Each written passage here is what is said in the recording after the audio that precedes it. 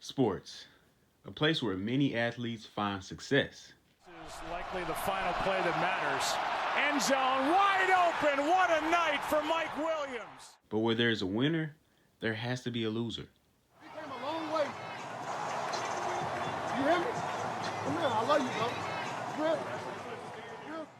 It's one thing to watch the game, but another to analyze it. Let's talk about the numbers. You ready? YouTube! What's going on, man? Back at it again with another video. It's your boy, Numbers Fan Jay. Yes, I know. I was supposed to upload this video yesterday. I did have to take a personal day. I just need to take a step back. You know, life just hits you sometimes. You got a lot of stuff going on. You need to step back and reevaluate things, get everything in order. That's just what I had to do. Not a whole lot to worry about there. So everything's good. I'm back. If you're new to my channel, welcome. Every Monday and Thursday, I'm here. We on football right now, regular season. We're also uploading NBA content videos on the playoffs, as well as looking forward to the NCAA March Madness tournament, the basketball tournament, of course. Hoping to come back next year and talk about next year's tournament, if there is one, if COVID permits. But anyway, so yeah, let's go ahead and get into it, man. Now, it's been 2 weeks, right? It's been 2 weeks. Now we're seeing 2-0 teams. We're also seeing 0-2 teams, and of course, we're seeing the 1-1 teams that are right there in the middle. So, from this point forward, we'll be keeping track of the teams that are undefeated. Right now, there are a lot of them. There are a lot.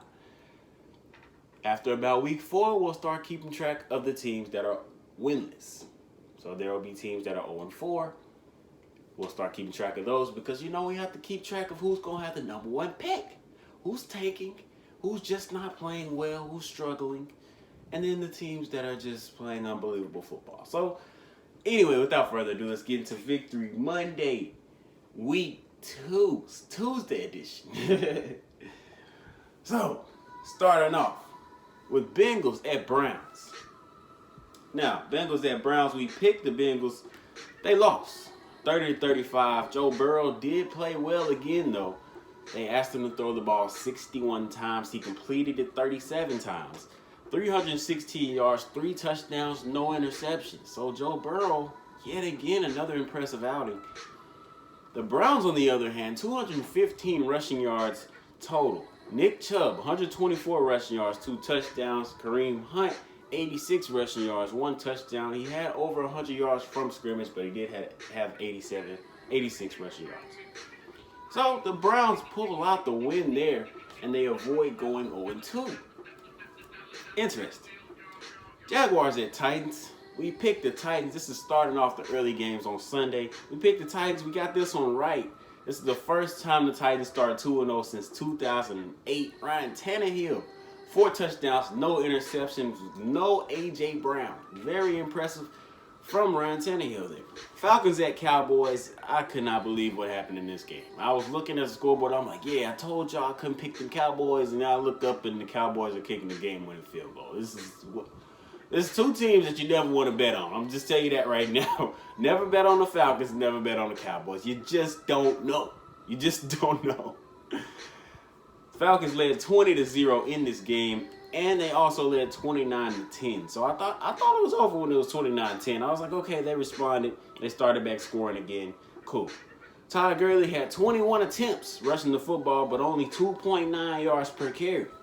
The Cowboys lost 3 fumbles in this game, but they ended up coming back to win, kicking the game-winning field goal at the end of the game. So, we got that one wrong.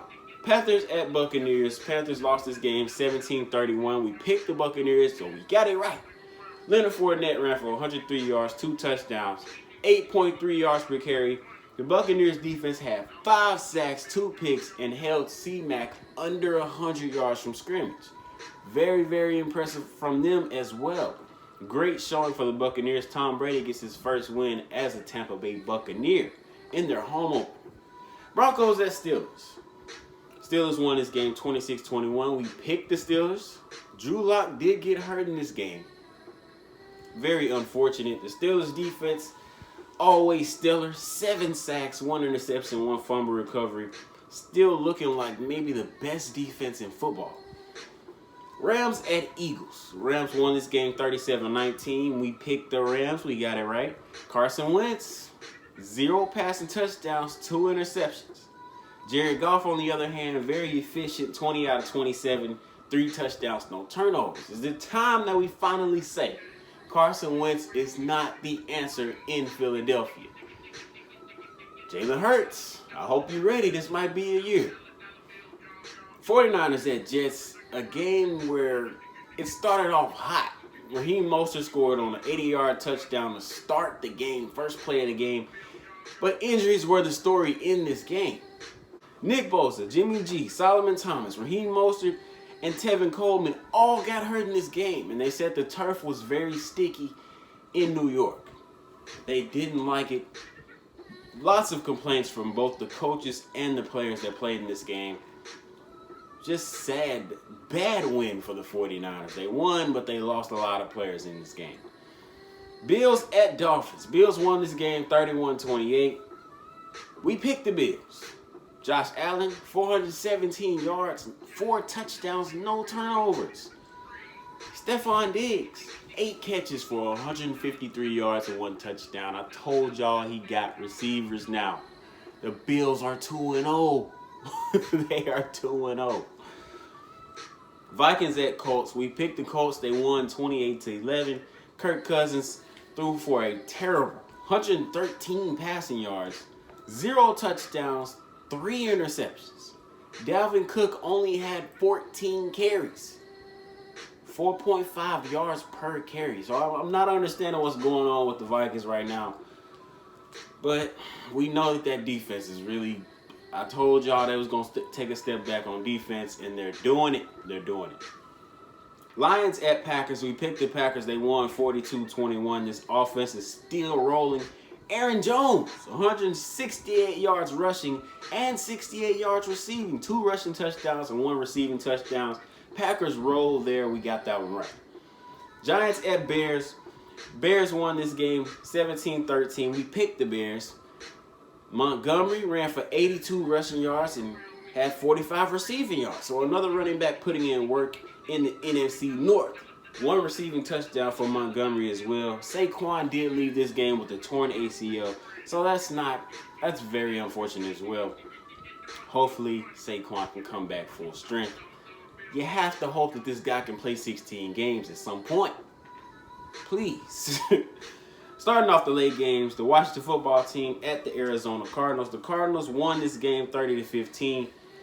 Started off this game 20-0. Cardinals defense had 5 sacks. Kyler Murray ran for 67 yards and 2 rushing touchdowns. They won this game 30-15. So we picked the Cardinals, got it right. Ravens at Texans. We told y'all this wasn't going to be a good game yet again. They won this game 33-16. The Ravens did. Texans defense allowed 230 rushing yards. Like, you're going against the Texans defense, you may as well just go out there and do what you're best at. You run the ball good, run the ball. You pass the ball good, pass the ball. It's that simple. This defense can't stop anybody. It's ridiculous. But we got it right. Chiefs at Chargers. Tough loss for my boys, man. Tough loss for my boys. 23-20. I did pick the Chiefs, though, so I got the pick right. Patrick Mahomes went 27 out of 47. So we held him in check. He didn't have a huge, unbelievable Patrick Mahomes type day. Justin Herbert got the surprise start, went 22 out of 33, 1 touchdown, 1 interception. The rookie looked like the rookie at the end of the day, right? He started off very hot. The Chiefs defense had no clue what was coming. Justin Herbert didn't even know he was going to start. So came out, looked very strong in the first half. Second half left a lot to be desired. A bunch of miscues, taking a bad sack, throwing a terrible interception. Just a bunch of little things that he has to fix quickly, because I think that we should go with Justin Herbert, despite Coach Lynn saying, one reporter said, I don't know how true this is, because Rich Eisen has challenged this reporter, where'd you get this information from? But anyway, A reporter has said that Anthony Lynn thinks that Tyrod Taylor is our starter if he's 100% healthy. Now, do I think that Tyrod Taylor should start? No. And that's just because we've seen what Justin Herbert can do in a half where he wasn't prepared against the Super Bowl champ. So, anyway, we're going to leave that there. Patriots at Seahawks. Patriots lost this game 30 to 35. We picked the Patriots. We got it wrong. Cam ran a quarterback power at the goal line and was stopped as the game clock expired. Was this the right call? I'll leave that for y'all to decide. Could he have bounced it outside? He could have. But was that the right play call? You guys decide that. Let me know that in comments. 444 total yards of offense for Cam, though. 3 total touchdowns. Russell Wilson on the opposite side, 5 passing touchdowns and just 1 interception. Continue to play phenomenal, Russell Wilson. So, Saints at Raiders to end week 1. 24-34. We picked the Saints. They lost 24-34 to the Raiders. No Michael Thomas. We said Michael Thomas would be the reason that the Saints won. He didn't play. So, I mean, it is what it is. I guess I shouldn't have just said they're going to win off one player anyway. So, I got it wrong. Gonna have to say that I got that one wrong. Kamara had 95 receiving yards, 79 rushing yards, 2 touchdowns. Darren Waller, on the other hand, I'm glad I got him on my fantasy team, boy. 12 catches for 103 yards, 1 touchdown. He was the go-to guy for Derek Carr all night long, especially on 3rd down. Big play guy. One of the best tight ends in the league already. Only in year 2. Amazing job. Hats off to Darren Waller. Getting into my cow, my pal, my coach of the week, my player of the week.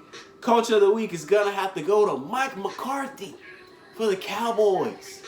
You start this game down 20-0 and you win the game by a point at the end of regulation. Unbelievable. You got to get your hats off to that coach. Right? Gets his first win as the Cowboys head coach. I have a co-player of the week, not a triple co. Not a triple co-player of the week, but just the co-player of the week. So just two for you guys this week. Starting off, Aaron Jones. Like I said, 168 rushing yards, 68 receiving yards, which led the team, by the way. 2 rushing touchdowns and 1 receiving touchdown. Amazing game. Second player of the week for me has to be Greg Zuerlein. It gotta be. 2 for 2 on field goals, 4 for 4 on extra points. Successful onside kick and the game-winning field goal to end the game. He did everything right. Everything. If he misses any of that, the Cowboys lose this game. That's plain and simple. Right, so, or they at least go to overtime, right? He misses the extra point, they go to overtime. Okay. But anyway, time to flip the M to a dub. If you're new to my channel, this is the segment where I give you the 3 biggest questions from this past week, from week 2. Flip the M to a dub. So starting off with who's responsible for all the injuries this week? We've seen Saquon go down. We've seen Nick Bosa go down. We've seen a bunch of injuries. I'm gonna say it's because there was no preseason. You can't prepare. You can't blame the trainers because you can't prepare human beings to run full speed into other 250-pound human beings. You just can't prepare it. You can't prepare them for it without a preseason. You know, there's no way that a trainer can prepare you for that. You just have to go do it. So preseason, you get a chance to go do it. We're just going to say that no preseason is really the blame here. And that's not the player's fault. COVID really took that away. But anyway, what do the Chargers do at quarterback? A lot of people are saying we should start Justin Herbert, including myself. I think we should start Justin Herbert from this point forward. Tyrod Taylor, we know what he gives us. Conservative quarterback, not going to push the ball down the field a lot. And we've compared. Keenan Allen looks better with Justin Herbert. Hunter Henry looks better. Mike Williams looks better with Justin Herbert. Austin Eckler looks better. I mean, the proof is in the pudding. Let's do the right thing, boys. Let's do the right thing. Why? Why the hell did Atlanta just watch the ball go past on the onside kick? Now listen, the rule is the ball has to go 10 yards before the kicking team can touch the ball, right? Now this is tricky because if you're the receiving team and you go after the ball before it touches 10 yards and you don't recover it and you push it towards a Cowboys player and they recover it, we're all still mad. But anyway, I still don't think, I would rather you go for the ball. I would rather you go for the ball there instead of watching it go 10 yards and now you have to scramble to beat them to the ball and you don't beat them to the ball. But, I mean, it's the Falcons, man. It's the Falcons. This is what they do. This is what they do. They did it. My boys have done it to them in the regular season. 27-10 a couple years ago. We came back and won that game. So, I mean, you got to give the Cowboys credit. And at the same time, you got to say, same old Falcons, man. Same old Falcons. Ridiculous. Ridiculous. But leave a like, leave a comment, subscribe, hit that notification bell if you're new. Thank you for your view. I appreciate you. Please come back. Please. Interact with me in the comments, man. Let me know what y'all thought about week 2. Let me know what y'all thought was the biggest surprise, what y'all thought was the biggest disappointment of week 2. What do you look forward to in week 3? Like I said, undefeated teams going into week 3. The Bills, the Ravens, the Steelers, the Titans, the Chiefs, the Bears, the Packers, the Cardinals, the Seahawks, the Rams, and the Raiders. I know that's a lot, but we won't have half of those teams undefeated again next week. So, it's your boy, Jay. See y'all Thursday, man. We out of here.